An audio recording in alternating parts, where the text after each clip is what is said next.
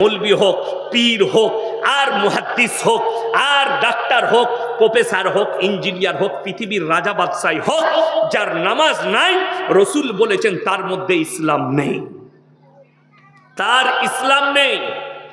বীরভূম থেকে আমাকে ফোন করে বলছে, হে মৌলবি, তুমি বলেছো পীর মানা যাবে না। আমাকে বললে তুমি বাড়িতে দুতলায় চাপো না? বলে হ্যাঁ, আমার বাড়ি দুতলায় চাপি আমি, দুতলার ওপরে। কি দিয়ে চাপো? আমি বললাম সিঁড়ি দিয়ে।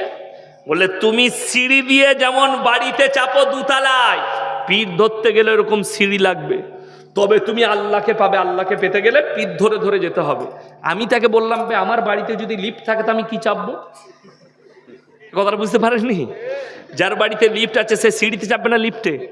লিফটে চাপবে, তো আমি সুইচ মারবো, উপর দিকে চলে যাব। আপনারা মনে করছেন আমি হাসি মজাক করছি? আল্লাহর কসম করে বলছি, যে ভণ্ডরা শুনবে, শোনো, আমি কোরআনের দলিল দিয়ে যাব। এটা তো আমি শুধু খালি মজাকের ছলে আপনাদিকে নিয়ে যাচ্ছি, লাস্টে কোরআনের দলিল দেবো। একজন বলছে গাছে চাপলে কিসে চাপো? আমি ডাল ধরেই চাপি।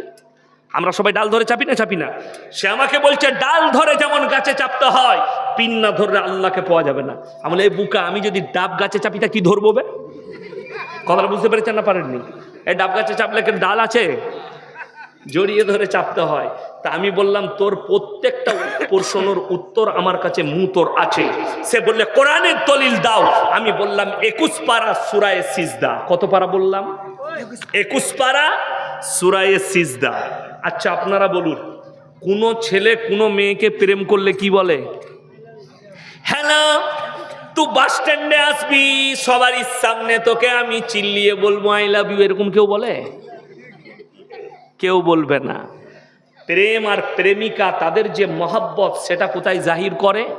যখন সবাই ঘুমিয়ে যায়, রাত্রে আর কেউ জেগে নাই, বাপ মা সব পরিবার ঘুমিয়ে গেছে, প্রেমিক প্রেমিকের ঘরে, প্রেমিকা প্রেমিকের ঘরে দরজা লাগিয়ে রাতের বেলায় ফোনটা লাগাইছে 12টার সময়।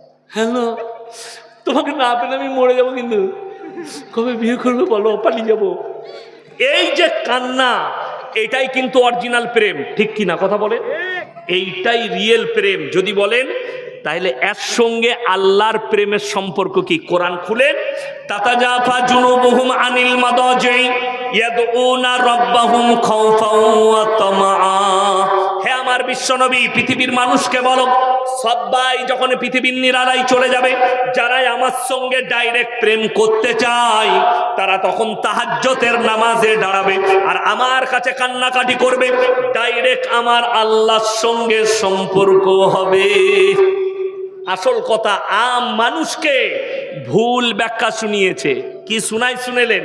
আমার মামাজিরা, মায়েরা, বোনেরা, ইন্না আউলিয়া আল্লাহি লা খাউফুন আলাইহিম ওয়া লা হুম ইয়াহজানুন। হে আমার ভাইয়েরা, তোমরা অলির দামান ধরো। এবে ওখানে অলির দামান লেখা আছে, অপব্যাখ্যা। আর আল্লাহ কোরআনে বলছেন, ইন্না আউলিয়া আল্লাহি লা খাউফুন আলাইহিম ওয়া লা হুম ইয়াহজানুন। আউলিয়া শব্দের অর্থ হচ্ছে আল্লাহর বন্ধু। যারা আল্লাহর বন্ধু হবে, তাদের দুনিয়া এবং পরকাল কোনো জায়গাতে ভয় নেই। সেই আউলিয়াটা আমিও হতে পারি, আল্লাহর বন্ধু আপনিও হতে পারেন, সাধারণ হতে পারে, হাজী সাহেব হতে পারে, মৌলবি হতে পারে, মোল্লা হতে পারে। যে কেউ আল্লাহর বন্ধু হবে, তার জন্যে দুনিয়া এবং পরকালে কোনো রকমের ভয় নেই। হাজী সাহেব কে আছেন এখানে? হজ করে এসছেন কেউ আছে? কেউ নাই। হ্যাঁ, আপনাদের মধ্যে হাজী সাহেব কেউ আছেন? নাই। মক্কা থেকে মদিনা 470 কিলোমিটার রাস্তা। কত বললাম? কথা বলেন কত? 470। একটাও মাজার নেই। আমার বাড়ি থেকে এখানে 378 কিলোমিটার রাস্তা, 378,000-এর বেশি মাজার আছে। আর বিশ্বাস করুন, ওহুদের প্রান্তরে 70 জন সাহাবীর কবর, যারা যুদ্ধের ময়দানে শহীদ হয়েছেন, লোহার ব্যারিকেড দিয়ে কবরগুলো ঘেরা আছে। সেখানে যে সে সাহাবী শুয়ে নেই, রাসূল আকরাম সাল্লাল্লাহু আলাইহি সাল্লামের চাচা যান হযরতে আমির হামজা রাদিয়াল্লাহু তাআলা আনহু শুয়ে আছেন, যার বুকটা চিড়ে কালিজা থটটা বার করে চিবিয়ে খেয়েছিল হিন্দা, আল্লাহ তাকেও ঈমান দান করেছিলেন। এইরকম সাহাবীর মাজার নাই। হযরতে শোয়েবা, লুতবা, উসমানে গনি, বড় বড় সাহাবীদের মাজার নেই। আর মক্কা থেকে মদিনা এত কবরস্থান, এত কবর, একটাও মাজার নেই। অবাক হবেন, ভারতের একজন আলেমের কবর ওখানে আছে জান্নাতুল বাকিতে, তারও মাজার নেই। আমি যখন উত্তরপ্রদেশে থাকি তখন আমি শুনেছিলাম, তিনি হচ্ছেন আমার আব্বাজির শেখ, তো নামটা আমি ভুলে যাচ্ছি ওনার, যাই হোক তিনি শুয়ে আছেন, মাজার নাই।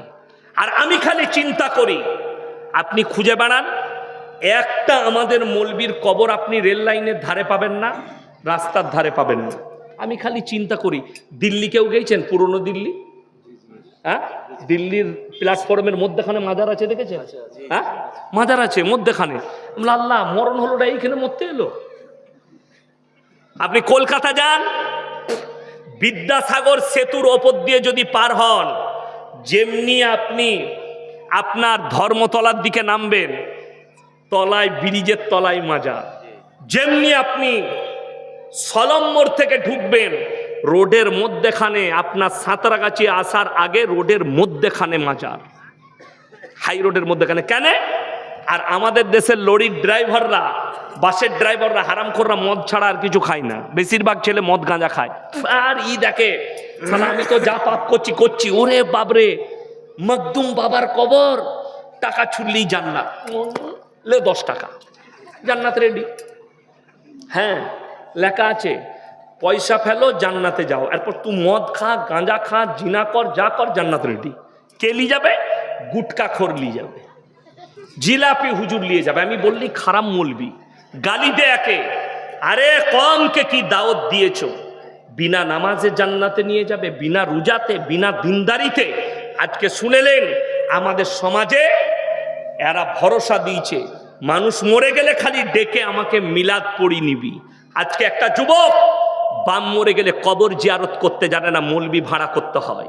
আপনার বাম মরে গেলে বাপের জন্য দোয়া করতে জানেন না, মৌলবি ভাড়া করতে হয়। আপনার বাম মরে গেছে, আপনি জানাজা পড়াতে পারেন না, এর থেকে লজ্জা কি আছে? আর রাসূল আকরাম সাল্লাল্লাহু আলাইহি সাল্লামের হাদিস, সেই বাপ হচ্ছে ভাগ্যবান যে নিজের নেক সন্তান তৈরি করে গেছে, মরে যাওয়ার পরে যেন বাপের জানাজা পড়াতে পারে, বাপের জন্য দোয়া করতে পারে, বাপের কবর জিয়ারত করতে পারে। আজকে মৌলবি ভাড়া করছে, বাপ মরে গেছে, সকালবেলায় মসজিদের দরজায় হাজির, বেরিয়ে হুজুর বাপের কবর জিয়ারত করতে হবে।